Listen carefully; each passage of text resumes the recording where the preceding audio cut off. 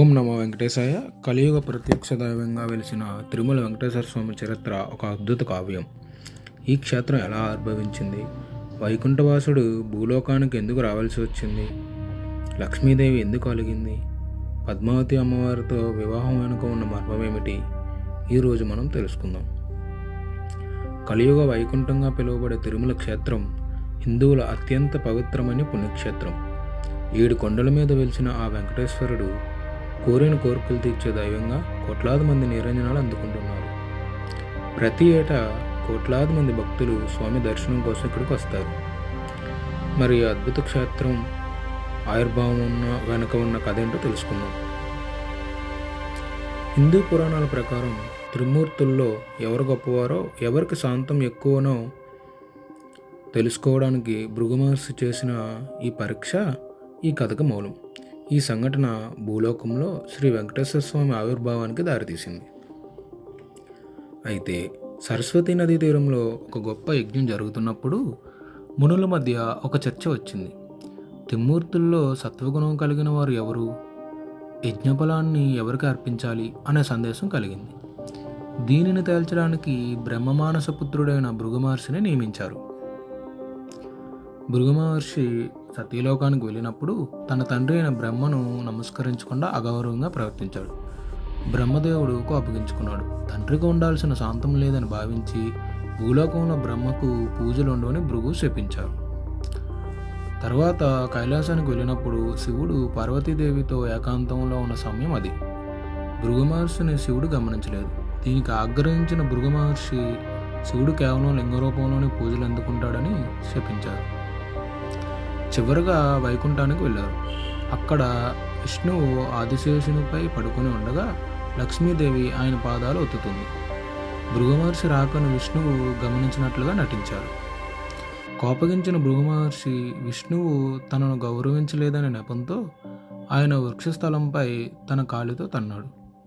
విష్ణువు కోపగించుకోకుండా వెంటనే లేచి భృగు మహర్షి పాదాలు పట్టుకున్నారు. మహర్షి, నా వృక్షస్థలం వజ్రంలా కఠినంగా ఉంటుంది. మీ సుకుమారమైన పాదానికి దెబ్బ తగిలిందా అని అడుగుతూ ఆయన పాదాలను ఒత్తడం ప్రారంభించారు.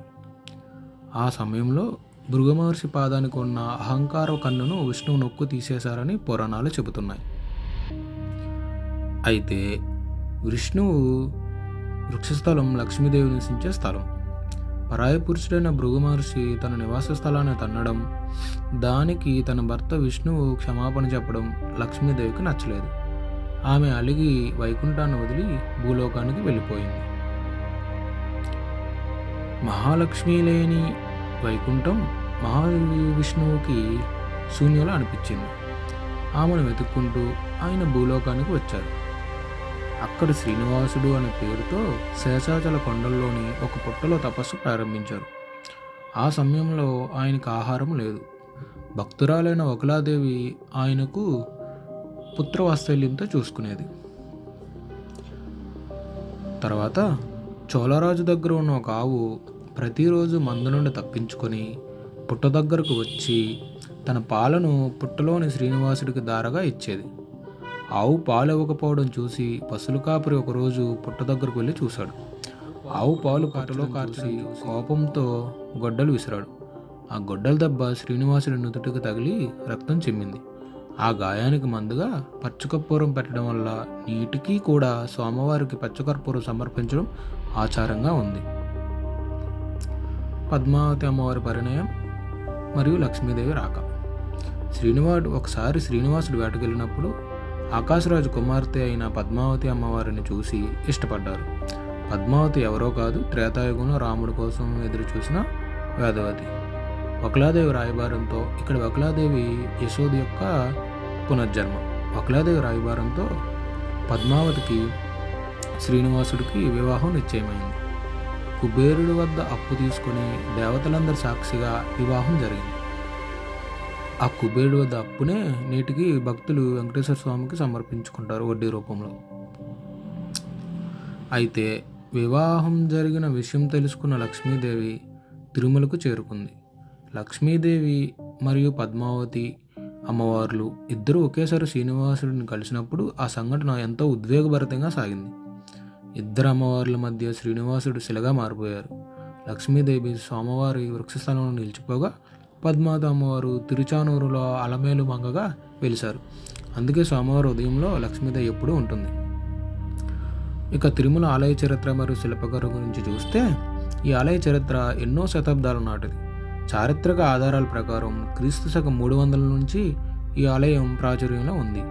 పల్లవ, చోళ మరియు విజయనగర రాజులు ఈ ఆలయ అభివృద్ధిలో ఎంతో కీలక పాత్ర పోషించారు. ముఖ్యంగా విజయనగర చక్రవర్తి శ్రీకృష్ణదేవరాయలు తిరుమలను 7 సార్లు సందర్శించారు. స్వామివారికి ఎన్నో ఆభరణాలు సమర్పించారు. ఈయన యుద్ధం గెలిచిన ప్రతిసారి వెంకటేశ్వర దేవాలయాన్ని సందర్శించేవారు. గర్భాలయం పైన ఉన్న ఆనంద నిలయం విమాన గోపురంపై 1000 కిలోల కంటే ఎక్కువ బంగారం పోత పోయబడి ఉంటుంది.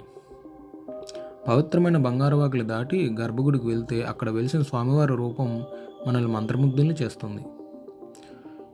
ఈ తిరుమల పైన కొన్ని అంతుచిక్కని అద్భుత రహస్యాలు కూడా ఉన్నాయి.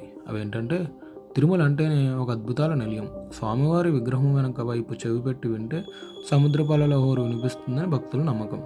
స్వామివారి విగ్రహం ఎప్పుడూ ఒకే ఉష్ణోగ్రత ఉంటుంది.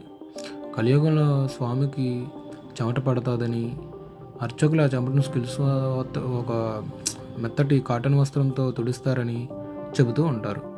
సాధారణంగా రాతి విగ్రహానికి పచ్చకర్పూరం పూస్తే పగుళ్ళు వస్తాయి, కానీ స్వామివారి విగ్రహానికి ఏమీ కాదు. అలాగే స్వామివారికి ఉన్న జుట్టు సహజమైనదని కూడా చెబుతూ ఉంటారు. గర్భగుడిలోని అఖండ దీపం నూనె లేదా ఒత్తి లేకుండానే కొన్ని వందల ఏళ్ళుగా వెలుగుతుందని ఉండటం మరో అద్భుతం. ఇవన్నీ కొన్ని అంత చిక్కని రహస్యాలు, భక్తుల నమ్మకాలు. ఈ విధంగా భృగు మహర్షి కాలితో తన సంఘటన నుంచి మొదలై శ్రీనివాసుడి అవతారం వరకు సాగిన ఈ కథ భక్తుల హృదయాల్లో చిరస్థాయిగా నిలిచిపోయింది. లక్ష్మీదేవి హృదయంలో పద్మావతి అమ్మవారి పక్కన కొలువై ఉన్న ఆ స్వామిని దర్శిస్తే సర్వ పాపాలు తొలగిపోతాయని నమ్మకం. ఈ కథ ద్వారా మనకు తెలియాల్సింది ఏమిటంటే, భగవంతుడు తన భక్తుల కోసం, లక్ష్మీదేవి కోసం భూమికి దిగివచ్చి శిలగా మారి మనల్ని అనుగ్రహిస్తున్నారు. మతాలకు, కులాలకు అతీతంగా అందరిని ఆశీర్వదించే దేవుడు శ్రీ వెంకటేశ్వరుడు. కోట్లాది మంది భక్తులకు తిరుమల యాత్ర అంటే కేవలం ఒక ప్రదేశానికి వెళ్ళడం కాదు, అది ఒక ఆధ్యాత్మికత అనుభూతి, ఒక మానసిక ప్రశాంతత. మీరు ఎప్పుడు తిరుమల వెళ్ళినా ఈ విశేషాలను గుర్తుంచుకోండి. Thank you.